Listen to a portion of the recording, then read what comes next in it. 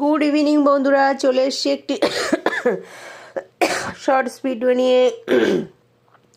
আশা করি দেখে সবাই বুঝতে পারছো জিনিসটা কি। প্রথমে আলু মেখে নিয়েছিলাম, দেখো আলু সিদ্ধ করে একটু পেঁয়াজ টিয়াজ কেটে সেটাকে ফ্রাই করে মশলা করে মাখিয়ে নিয়েছি। সেই পুরটা এখনও বেঁচে আছে।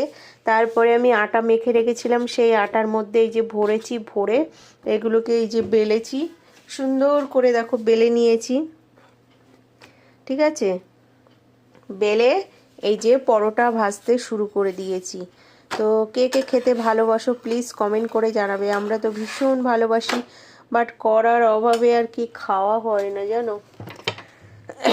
তো এই যে প্রথমে আমি কিন্তু ডাইরেক্ট তেল দিই না, এই যে ডাইরেক্ট তেল দিই না। এখন এই হালকা করে ফ্রাই করে নিয়েছি, আর এই যে অল্প অল্প করে তেল দেব।